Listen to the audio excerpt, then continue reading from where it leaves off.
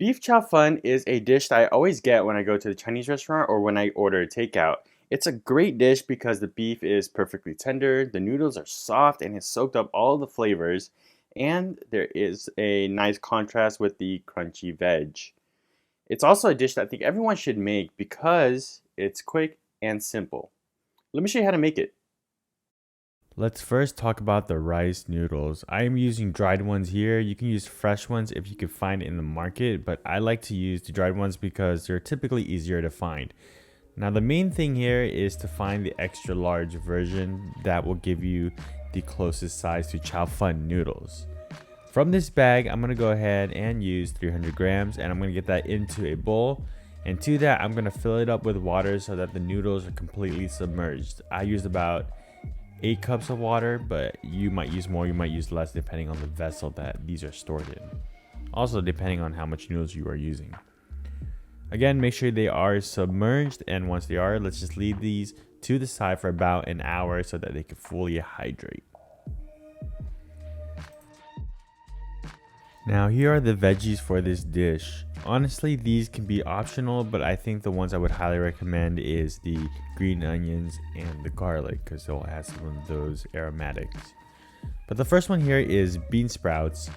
They add a nice crunch to this dish and you add them right at the end when you're almost done.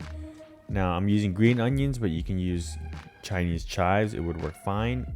Also a knob of ginger and some garlic, as much or as little as you would like. Again, I would highly recommend these.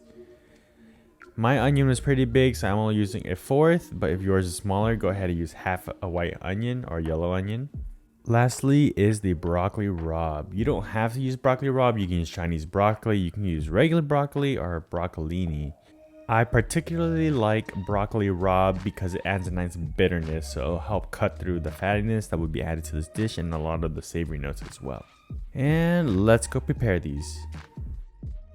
For my green onions, I'm going to go ahead and just take off the tops.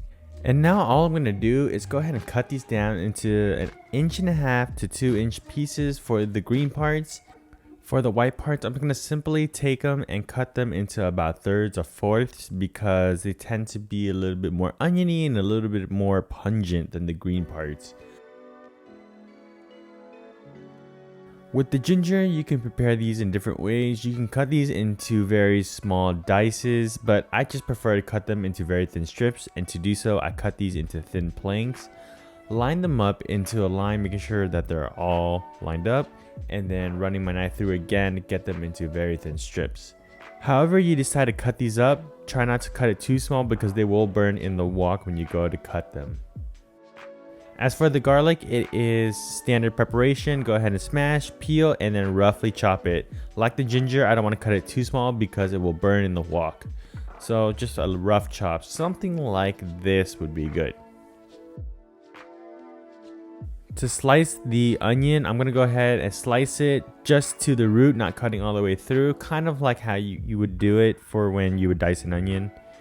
But as soon as I go through and slice it up, I turn it around and then just cut off the end part where the root is. And then that gives me nicely thinly sliced onions. For the broccoli rabe, I'm just going to cut it down into 2 inch pieces, roughly the same size as the green onions. We have now reached the beef portion of this video. For the beef, I'm using a sirloin cut. You don't want a expensive cut necessarily because we're going to be tenderizing this baking soda anyways, so just get something cheap.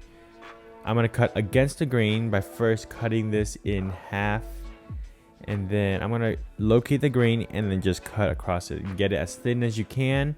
A sharp knife really helps here, and if it's too hard to slice, you can stick it in the freezer for about 10 to 15 minutes to let it firm up a little, and then you can try to slice it then. But this is the size of the slice you're aiming for, pretty thin.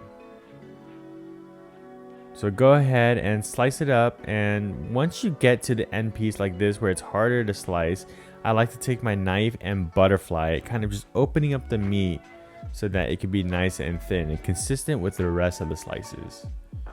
And if it's too big, just go ahead and cut it in half like I'm doing here.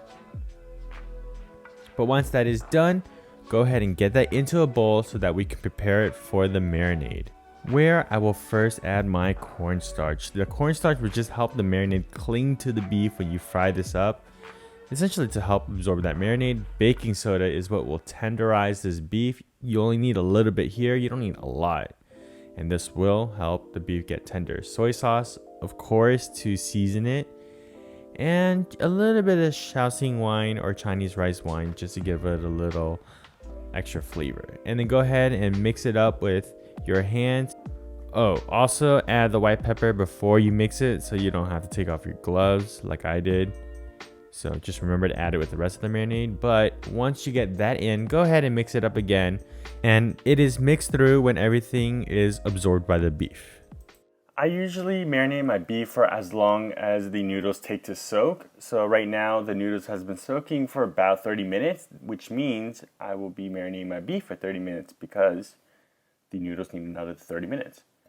I wouldn't really go past an hour of marinating because the baking soda would break down the beef too much and it would cause your beef to be actually very mushy and it wouldn't be a pleasant texture. So 15 to 30 minutes is a good amount of time. An hour max is also good. Try not to go past that and you'll be fine.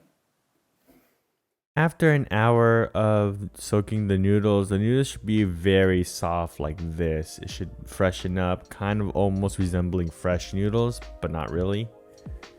And once you have it like this, it's time to cook it. Go ahead and heat up your wok or frying pan on a high heat and drizzle in a high smoke point oil like vegetable oil, grapeseed oil, avocado oil, something that you will stir fry with. And go ahead and swirl it around so that it coats the entire bottom of the wok so that when you put your food in, it will not stick to the bottom. If you're using non-stick, then this step isn't really necessary. Once both your wok and your oil is hot, go ahead and add in your beef and spread it out into a single layer as much as you can. You don't want any beef overlapping because you want everything to brown nicely. That's what's going to give you the flavor. And the way I do it is I cook it 80 to 90% on one side to develop that sear and that crust on the beef, and then I'll flip it just to cook it all the way through afterwards. This whole process should only take about 3 to 5 minutes because the beef is pretty thin, but your beef should look like this, nice and brown on the one side, and then go ahead and just flip everything over so that it will cook through. When you see no more pink on your beef, that means it is cooked through. So go ahead and take that and save it on the side, on a plate, in a bowl, whatever, just save it on the side for later. Return your pan to the heat with some more oil and then go ahead and add in your aromatics. So this will be the ginger, the garlic, and also the onions as well, the white onions that is. And you're gonna go ahead and cook this through until the onions has start to become translucent and it has charred a little bit. You're not looking to soften the yellow onions up because you want to maintain a bit of a crunch. As soon as the onions has reached a bit of softness, just the slightest bit, that's when you add in your broccoli rabe. So go ahead and dump everything in and you're just gonna cook this for a brief moment just to cook it through. Again, you want to keep a little bit of a crunch on the broccoli rabe and the onions as well, so you can have a little bit of textural difference in the dish with the soft noodles and the crunchy veg.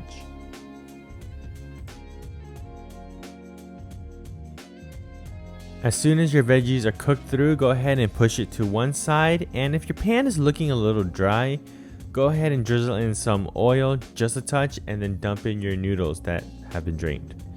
And you're gonna stir fry this until your noodles have softened up a little bit more and start to cook through. And once you reach that point, we're gonna first season it with some Shaoxing wine. It's gonna deglaze it and also help cook the noodles a little bit.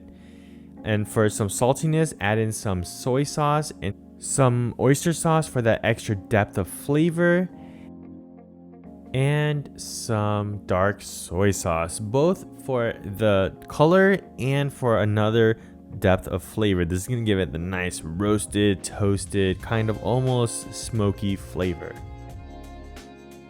And once that's all in, go ahead and stir fry until all of the sauces have been incorporated into the dish and that there are no more liquids at the bottom. If there are any noodles that aren't coated by the sauce, just keep mixing it and stirring it through to help that sauce disperse better. Once the noodles have cooked through, go ahead and add in the beef along with any of the juices, the green onions, green and whites, and your bean sprouts. And then just stir this through until the bean sprouts have slightly softened. You don't want to cook it all the way through because again, you want to maintain some of the crunch just to give it some textural differences like I mentioned earlier.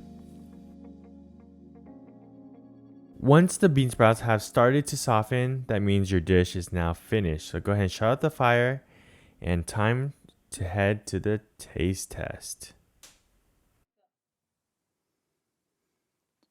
Man, I am so excited to try this right now. As I'm cooking this, the smell just remind me of a Chinese restaurant. So without further ado, let's try this. All right, cheers.